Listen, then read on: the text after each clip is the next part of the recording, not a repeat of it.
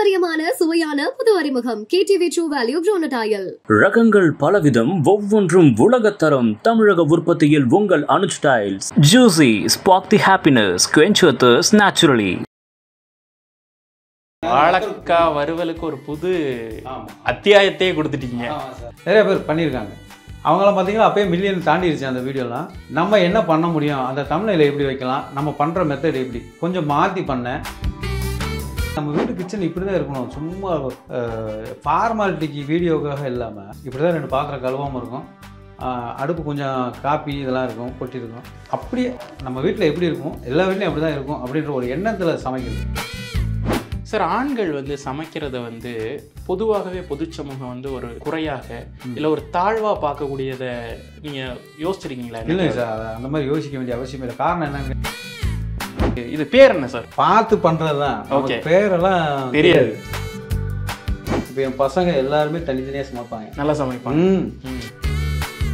Sir சமைச்சதுலேயே உங்களுக்கு ரொம்ப பிடிச்சது? பிரியாணி தான் சார். பிரியாணி. வணக்கம் மக்களே, இன்றைக்கி நாம் திண்டுக்கல் மாவட்டத்தில் செம்பட்டி பக்கத்தில் சித்தையன் கோட்டை அப்படிங்கிற ஒரு கிராமத்தில் இருக்கோம். இந்த கிராமத்தில் இருந்தால் அவர் குக்கிங் டைம் கார்த்திகேயன் சார் நிறைய வீடியோஸ் போட்டு லட்சக்கணக்கான மக்களை தன் பக்கம் ஈர்த்திருக்காரு தன்னுடைய சமையல் கலை மூலமாக. இன்றைக்கி அவருடைய வீட்டில் அவருடைய கிச்சன் எப்படி இருக்க போகுது, அவரோட சேர்ந்து நம்மளும் ஒரு சின்ன டிஷ் சமைச்சு சாப்பிட போகிறோம். வாங்க பார்க்கலாம். வணக்கம் சார், எப்படி இருக்கீங்க? சார் வாங்க. ஸோ இதுதான் உங்களுடைய கிச்சன்? ஆமாம் சார், இல்லையா? சிம்பிள் ஒரு 8 அடி ரூம், அவ்வளோதான். ஓகே, இங்கேருந்து தான் அந்த கலக்கு. ஆமாம் ஆமாம் ஆமாம். சமையல் அப்படிங்கிறப்ப அதை பார்த்து பண்ணுறதெல்லாம் நாங்களே பார்த்துருக்கோம். பட் ஏன் ஒரு பெரிய செட்டப்பாக இல்லாமல் ரொம்ப சிம்பிளாக எல்லாமே ஒரு நம்ம வீடு கிச்சன், நம்ம வீட்டு பொருட்கள் அப்படின்னு ரொம்ப பெரிய செட்டப்கே போக மாட்டேங்கிறீங்களே? அதான் சார், கிட்டத்தட்ட எனக்கு இந்த டைரக்டர்கள்லேயே அந்த பாரதி ராஜா இருக்கார் பாருங்க, ஒரு கிராமத்தை கொண்டு வந்து நிறுத்தினார் பாருங்க. அது மாதிரி நம்ம வீட்டு கிச்சன் இப்படி தான் இருக்கணும், சும்மா ஃபார்மாலிட்டிக்கு வீடியோக்காக இல்லாமல் எல்லா வீட்லையும் இப்படி தான் கிச்சன் இருக்கும். இப்படி தான் 2 பாத்திரம் கழுவாமல் இருக்கும், அடுப்பு கொஞ்சம் காப்பி இதெல்லாம் இருக்கும் கொட்டியிருக்கும். அப்படியே நம்ம வீட்டில் எப்படி இருக்கும் எல்லா வீட்லையும் அப்படி தான் இருக்கும் அப்படின்ற ஒரு எண்ணத்தில் சமைக்கிறது. ஒரு நாடகம் இல்லாத ஒரு சமையல் மாதிரி. ஆமாம். ஆனால் இந்த ரெசிபி ஹிட் ஆகும்னு நீங்கள் நினச்சது உண்டா சார்? ரொம்ப சிம்பிளான ரெசிபிகள், பலகாரங்கள், சின்ன சின்ன விஷயங்கள், அதெல்லாம் இப்போ உண்ணியப்பம் போடுறது, இதெல்லாம் ஏற்கனவே ஓரளவுக்கு தெரிஞ்ச ஒரு விஷயம்தான். இதில் என்ன நம்ம புதுசாக காமிக்க போகிறோம் அப்படின்னு நீங்கள் நினச்சது இல்லையா ஃபஸ்ட்டு? நினைப்பேன் சார். ஆனால் அவங்க சொல்ல மறந்த கதைன்னு ஒன்று இருக்கும். எல்லாமே பண்ணிட்டாங்க. இப்போ நிலவை பற்றி ஒருத்தர் பாட்டு எழுதுனாருன்னா அதே நிலவை பற்றி வேறு மாதிரி மாடுலேஷனில் எழுதலாம்ல. அது மாதிரி அவங்க பண்ணுற மிஸ்டேக்கெலாம் எனக்கு தெரியும், பார்ப்பேன். பார்த்துட்டு நிறைய பேர் சின்ன சின்ன மிஸ்டேக்லாம் பண்ணியிருப்பாங்க. அந்த மிஸ்டேக் இல்லாமல் நம்ம என்ன மக்களுக்கு தெளிவாக சொல்ல முடியாது. கொஞ்சம் இப்போ எடுத்துக்காட்டுக்கு பார்த்தீங்கன்னா அந்த உண்ணியப்பத்தெல்லாம் பார்த்தீங்கன்னா ஒரு நாள் வெயிட் பண்ணணும் அப்படி இப்படின்லாம் சொல்லுவாங்க.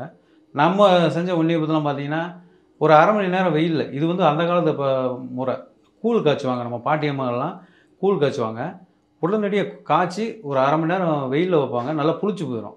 அந்த மெத்தடை ஃபாலோ பண்ணி உடனே ஃப்ரெஷ்ஷாக ரெடி பண்ணி மாவை அப்படியே ஒரு அரை மணி நேரம் வச்சு பண்ணேன். இது மாதிரி யாருமே பண்ணலை.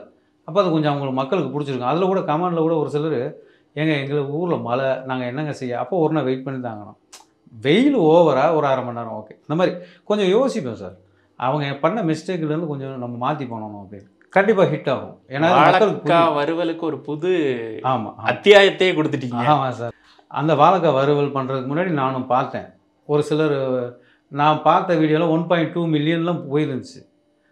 ஒருத்தவங்க அந்த கிட்டத்தட்ட மெட்ராஸ் சமையல் அவங்கெல்லாம் பார்த்துருக்கேன், நிறைய பேர் பண்ணியிருக்காங்க. அவங்களாம் பார்த்தீங்கன்னா அப்போயே மில்லியன் தாண்டிடுச்சு அந்த வீடியோலாம். நம்ம என்ன பண்ண முடியும், அந்த தமிழில் எப்படி வைக்கலாம், நம்ம பண்ணுற மெத்தட் எப்படி கொஞ்சம் மாற்றி பண்ணேன். எல்லாத்தையும் தாண்டி டாப்பில் போயிடுச்சு. நம்ம பார்க்குறப்ப அது மில்லியன் கணக்கில் இருந்த வீடியோக்கெல்லாம் இப்போ அதை தாண்டி போயிடுச்சு நம்ம வீடியோ. சார், ஆண்கள் சமைக்கிறத பொதுவாகவே பொது சமூகம் ஒரு குறையாக இல்லை ஒரு தாழ்வாக பார்க்கக்கூடியதை நீங்கள் யோசிச்சிருக்கீங்களா? இல்லை சார், அந்த மாதிரி யோசிக்க வேண்டிய அவசியம் இல்லை. காரணம் என்னன்னு கேட்டிங்கன்னா, அப்படி யோசிக்கிறாங்கல்ல நிறைய பேர், யோசிச்சு கமெண்ட்லேயே போட்டிருப்பாங்கல்ல உங்ககிட்ட. இல்லை, அந்த மாதிரி இது வரைக்கும் கமாண்ட் வந்தது இல்லைங்க சார். கமாண்ட் வந்ததில்லை.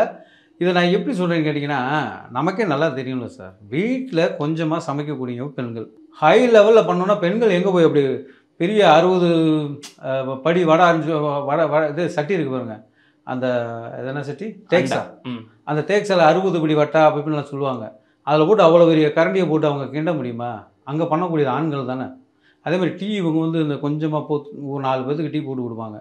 நம்ம ஊர்லலாம் பழைய கடைகளில் பார்த்தீங்கன்னா பாய்லர் டீ வச்சுருப்பாங்க. இவ்வளோ பெரிய கப்பு தூக்கி ஆற்றுனாருன்னா அப்படி ஆற்றி 20 பேர் 30 பேர்த்துக்கு ஒரே டைமில் போடுவார். அப்போ ஆண்கள்கிட்ட இருந்து தானே சார் நல்ல சமையல். அந்த இதனால் நான் வந்து இது ஒரு அசிங்கமாகவே நினைக்கல. அது மட்டும் இல்லாமல் நம்ம மெயின் பாயிண்ட்டே ஒரு மனிதன் உயிர் வாழ தேவையான விஷயமே இந்த சாப்பாடு தானே. ஃபஸ்ட்டு யாரோ ஒரு புலவர் சொல்லியிருக்காரு, நான் படிச்சிருக்கேன். உண்பதற்கு உணவும் உறக்கமும் இல்லாமல் வேறொன்றும் அறியேன் பராபரமேன்னு சொல்லி ஏதோ ஒரு புலவர். அந்த மாதிரி உணவும் நல்ல தூக்கமும் தானே சார் மனுஷனுக்கு முக்கியம். நம்ம வீட்டில் நம்மளே ப்ரிப்பேர் பண்ணி சாப்பிட்றது என்ன சங்கடம். சரி, இன்னைக்கு நாங்கள் வந்து உங்களுக்காக உங்கள் வீடு தேடி வந்திருக்கோம். ரொம்ப சந்தோஷம். வெகு தூரம் பயணப்பட்டு வந்திருக்கோம். இப்போ எங்களுக்கு நீங்கள் என்ன பண்ணி தர போகிறீங்க? இவ்வளோ சிம்பிளாக என்னடா பண்ணலான்னு மூளையை கசக்கி சிம்பிளாக என் பசங்க இப்படி கேட்பாங்க. ஈவினிங்கில் வந்து எப்போ ஏதாவது ஸ்நாக்ஸ் வாயில அந்த மாதிரி ஒரு ஸ்நாக்ஸை ரெடி பண்ணி வச்சுருக்கேன். இப்போ நம்ம தயாரிக்க போகிறோம். பார்க்குறீங்களா என்னென்னு? கண்டிப்பாக பார்த்துருவோம் சார். இப்போ வந்து நம்ம பண்ண போகிற டிஷ்ஷுக்கு தேவையான பொருள் சிம்பிளாக நம்ம வீட்டில் கிடைக்கக்கூடிய பொருட்கள். நம்ம வீட்டில் மேக்ஸிமம் இந்த கடலை மாவு, அரிசி மாவு, மைதா மாவு இதெல்லாம் மேக்ஸிமம் கொஞ்சம் கொஞ்சம் வச்சுருப்பாங்க. இப்போ நம்ம மைதா மாவில் தான் சார் செய்ய போகிறோம். மைதா மாவு ஒரு 2 கப்பு எடுத்து வச்சுருக்கேன் சார். இங்கே பாருங்கள். இது கூட கலக்கிறதுக்கு கொஞ்சம் தயிர் 1 கப் இருக்கும். ஒரு பெரிய வெங்காயத்தை சின்ன சின்னதாக வெட்டி வச்சுருக்கேன். கொஞ்சம் கருவேப்பிலை அதையும் சின்ன சின்னதாக கட் பண்ணி வச்சுருக்கேன். மல்லித்தலை, பச்சை மிளகா எல்லாம் சின்ன சின்னதாக கட் பண்ணி வச்சுருக்கேன். இதெல்லாம் ஒன்றா மிக்ஸ் பண்ணி தான் நம்ம அருமையான அந்த டிஷ்ஷு பண்ண போகிறோம். ஃபஸ்ட்டு என்ன பண்ண போகிறோம்னா ஆயிலை சூடு பண்ணிக்குவோம். ஓகே. எப்பவும் போல் நம்ம வீடியோவில் ஸ்டவ் ஆன் பண்ணிட்டுன்னு சொல்லி ஆரம்பிக்கிற மாதிரி ஆரம்பிச்சுட்டு ஒரு பாத்திரத்தை இப்படி வச்சிடலாம். இதில் தான் நம்ம அந்த டிஷ்ஷு பண்ண போகிறோம். இதில் வந்து பாத்திரத்தை வச்சுட்டு எண்ணெயை காய வச்சுருவோம். ஃபஸ்ட்டு எண்ணெய் இது வந்து நம்ம சாதாரண ரீஃபைண்ட் ஆயில் கூட ஊற்றிக்கலாம் சார், ஒன்றும் பிரச்சனை இல்லை. நமக்கு எவ்வளோ தேவையோ அவ்வளோ ஊற்றி சூடு பண்ணிக்கலாம்.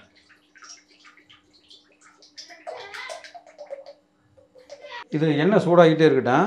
அதுக்குள்ளே நம்ம இந்த இதை மிக்ஸ் பண்ணிக்கலாம் சார். நம்ம எடுத்து வச்சதெல்லாம் சார். ஃபஸ்ட்டு மைதா மாவு போட்டுருவோம். நம்ம எடுத்து வச்சுருக்க தயிர்.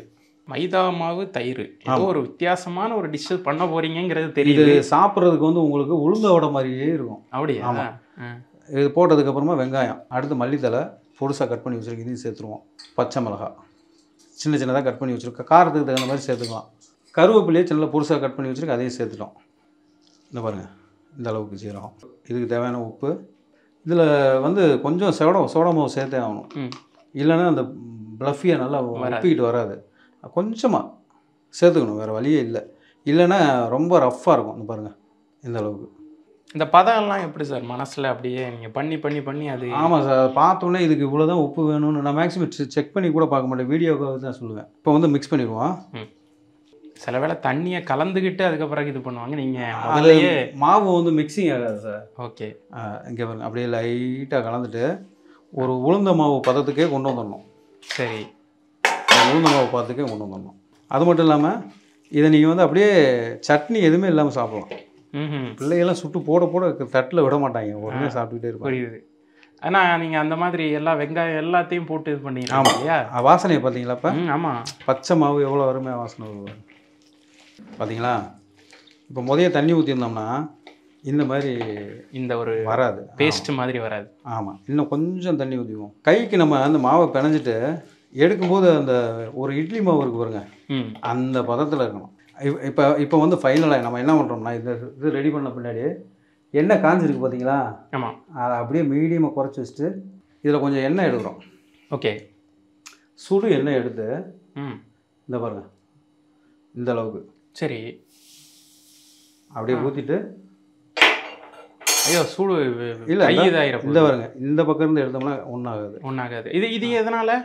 இது வந்து இப்போ அந்த இதுதான் உள்ளே வந்து சாஃப்டாக வரும். ஆமாம். ஓகே, இதெல்லாம் வந்து உங்களுடைய ரெசிபி சீக்ரெட். ஆமாம் இல்லையா? சாஃப்டாக வரும். அந்த எண்ணெய் வந்து அந்த மாவுக்குள்ளே இருக்கிறதுனால உள்ளேயும் வேகும். ஒரு சிலது மாவு இழுத்துக்கிட்டு வேகும். அதுக்காக இப்போ பாருங்கள், அதே மாதிரி நம்ம கையில் எடுக்கும்போது வளவலன்னு கொஞ்சம் அந்த உளுந்த மாவு மாதிரி இருக்குது பார்த்தீங்களா? ஆமாம், இல்லை அதுதான் ரைட். இப்போ எண்ணெய் காஞ்சிருச்சு, டக்கு இப்போ எவ்வளோ நேரம் ஆகிருக்கும் பாருங்கள். எண்ணெய் நல்லா காஞ்சிருச்சு பார்த்தீங்களா? அவன் மீடியம் அடுப்பை வச்சுட்டு இங்கே வாங்க, அந்த மாதிரி கொஞ்சம் கொஞ்சமாக எடுத்து டக்குன்னு போட்டுடணும். அது டைம் கொடுக்கக்கூடாது. ஆமாம், எண்ணெய் சூப்பராக காஞ்சி போச்சு. ஏன்னா நீங்கள் ஊற்றின அந்த எண்ணெய்க்கு ஏற்ற மாதிரி இப்போது பொரிக்கிறீங்க. ஆமாம், நம்ம போட்ட உடனே பாருங்க, போட்டோன்னே வந்துருச்சு பார்த்தீங்களா? அப்படியே பரட்டி ஒன்று போட்டது வந்திருக்கும். எல்லாத்தையும் ஓவர்ஸாக வேக வைக்கணும். Easy eating. ஆமாம் டிஷ். டக்குன்னு இதை வந்து பசியோடு வராங்க பாருங்க பசங்க. அப்போ இந்த மைதா மாவுக்கு பதிலாக கோதுமை மாவு ரெடி பண்ணி இன்னும் கொஞ்சம் சூப்பராக இருக்கும். ஒரு 4 சாப்பிட்டாங்கன்னா வயிறு நிறைஞ்சு போயிடும். கொஞ்சம் சட்னி வச்சு கொடுத்துருவோம். மீடியமான ஃப்ளேமில் வச்சுக்கிட்டு அப்படியே பரட்டி விட்டோம்னா எல்லா பக்கமும் ஓவர்ஸை வந்துடும். இது இப்போது எடுத்து போட்டதுலேருந்து, அதாவது உருட்டி மாவை உருட்டி எண்ணெயில் போட்டதுலேருந்து எவ்வளோ நேரம்? 10 நிமிஷம் தான், அவ்வளோதான்.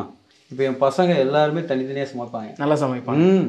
இப்போ என்னோட பொண்ணு பிரியாணி வைக்கும், சாம்பார், எல்லா குழம்பும் வைக்கும் பக்காவா. பசங்க இப்போ இந்த சின்ன வேலைக்காக பாருங்க, பசிக்குதுன்னா என்கிட்ட அப்பான்லாம் கேட்க மாட்டான். உடனே வந்து ஒரு ப்ரெட்டோ ஏதோ ஒன்று வச்சு ஆம்லேட் மாதிரி போட்டு சாப்பிடுவேன். இப்போ பெரிய என்ன பண்ணுவேன், காய்கறி எல்லாம் துருவி முட்டையில் போட்டு அது ஒரு இந்த பிஸ்ஸான்னு சொல்லுவாங்க, அது மாதிரி ரெடி பண்ணி சாப்பிடுவேன். அவ்வளோதான், அருமையாக எல்லா பக்கம் பாயில் ஆயிடுச்சு. எடுத்துருவோம் அதை.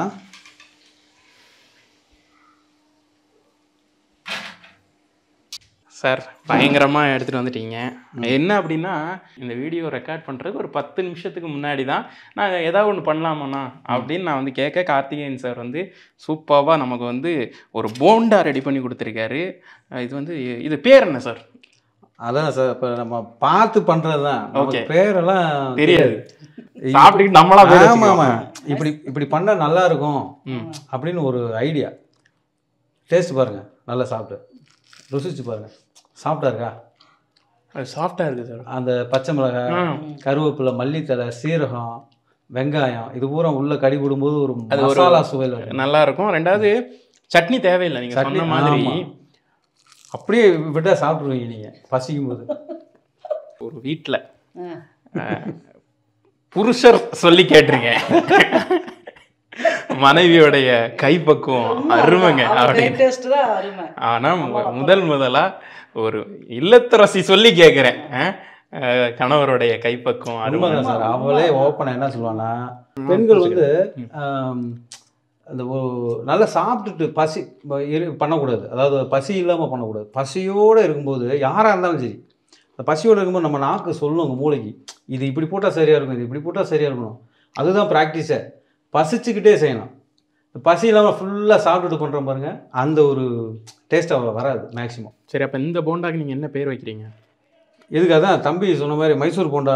மைசூர் போண்டா அந்த கர்நாடகா ஸ்டைலில் தான் பண்ணுவாங்க, மேக்கிங் அந்த மாதிரி வச்சுக்கலாம். சார் சமைச்சதுலேயே உங்களுக்கு ரொம்ப பிடிச்சது அப்படின்னு இருக்கும்ல, இது பண்ணால் நான் ரொம்ப விரும்பி சாப்பிடுவேன் என்னலாம்? பிரியாணி நல்லா சாப்பிடுவேன். பிரியாணி சார் சமைச்சா அந்த வெங்காயத்தை நல்லா கருவி விட்டு வதக்கி அது ஒரு டேஸ்ட்டாக செய்வேன். ஒரு போண்டாலேயே இந்த வித்தை காட்டுறாருன்னா அந்த மாதிரி பிரியாணிலலாம் சும்மா விடுவாரா? காயெல்லாம் போட்டு ஒரு கூட்டு மாதிரி வைப்பாரு, சப்பாத்திக்கு சூப்பராக இருக்கும். எந்த காயாக இருந்தாலும், எந்த காயத்தை பசங்க சாப்பிடாத காய் இருக்குவாங்க, நம்ம இது வரைக்கும் கேள்விப்படாத காய் இருக்குவாங்க, அந்த காயெல்லாம் போட்டு இந்த சப்ஜி மாதிரி. ஆமா, எல்லாம் அதான் நம்ம நார்த் இந்தியா கூட அவங்க கூட பழகி அந்த மெத்தேடில் அப்படியே யோசிப்பேன். ஒரு காயவே 10 வகையாக பண்ணுவேன். இப்போ பாவக்கானா 10 வகையாக பண்ணுவேன். இன்னைக்கு ஒரு மாதிரி அடுத்த நாள், ஏன்னா ஒரே டேஸ்ட்டாக கொடுத்தாலும் பிள்ளைகளுக்கு போர் அடிச்சு. அந்த காயவே நான் குழம்பு வச்சிருப்பேன், அதை பூரா ஓரமாக எடுத்து வச்சிருவாங்க. அதுவே காயை ஒரு சப்பாத்தி செய்வார், சூப்பராக பூரா நான் பண்ணுற காயை சாப்பிடுவேன். அது எந்த பாவக்காயை கூட விட மாட்டாங்க. என்ன பாருங்க, மனைவி அமைவதெல்லாம் இறைவன் கொடுத்த வரம்னு சொல்லுவாங்க. ஆனா உங்களுக்கு இப்படிப்பட்ட ஒரு கணவன் அமைஞ்சது இறைவன் கொடுத்த வரம். அதுல பெருமை சொல்லல, இவருதான் எல்லாமே. ஏன்னா முதல்ல நான் கேள்வியை போட்டேன், இந்த மாதிரி ஆண்கள் சமைக்கிறத வந்து தாழ்வா பாக்குறாங்களே அப்படின்னா, அப்படியெல்லாம் இல்லை அப்படின்னு அண்ணன் வந்து பெருந்தன்மையா சொன்னாப்புல. ஆனா இன்னைக்கும் சமையலறைக்குள்ள நுழையிறதை வந்து அவமானமாக கருதக்கூடிய ஒரு பொது சமூகத்துல தான் நம்ம வாழ்ந்துகிட்டு இருக்கோம். அப்படிங்கிறப்ப அந்த எந்த விதமான ஒரு ஒரு ஒரு அதெல்லாம் வந்து இல்லை, ஆண்கள் எல்லா இடத்துலையும் வந்து நம்ம கலக்கி அடிக்கணும், இது ஒன்றும் தாழ்வான ஒரு இது கிடையாது அப்படிங்கிறத வந்து அவரத்தை கேட்பாங்க, என்ன கேட்க மாட்டாங்க. அப்பா ஏதாவது திங்கரை செஞ்சு கொடுப்பாங்க, அவரத்தை. ஸோ நிறைவா இருந்தது. இப்படி ஒரு மகிழ்ச்சியான குடும்பத்தை சந்திச்சு, அதுவும் அண்ணன் ரொம்ப நாளா நான் வந்து நினைச்சிட்டு இருந்தேன் அண்ணன்ட்ட ஏதாவது ஒன்று சாப்பிடணும்னு. போண்டா கடைசியில் எனக்கு ஆண்டவன் கொடுத்தது மைசூர் போண்டா. ஆக ரொம்ப மகிழ்ச்சியாக இருந்ததுமா. உங்களுடைய கனவுகள், உங்களுடைய அடுத்த கட்ட வாழ்க்கை செழிக்கிறதுக்கும் மேன்மேலும் உங்களுடைய அத்தனை நோக்கங்களும் நிறைவேற நாங்கள் வந்து கலாட்டா சார்பாக வாழ்த்துக்களை தெரிவிச்சுக்கிறோம். வாய்ப்பிற்கும் நேரத்திற்கும் ரொம்ப நன்றி. ரொம்ப ரொம்ப நன்றி. பாரம்பரியமான சுவையான புது அறிமுகம் KTV True Value Bronatile. ரகங்கள் பலவிதம், ஒவ்வொன்றும் உலகத்தரம். தமிழக உற்பத்தியில் உங்கள் Anuj tiles. Juicy, spark the happiness, quench your thirst naturally.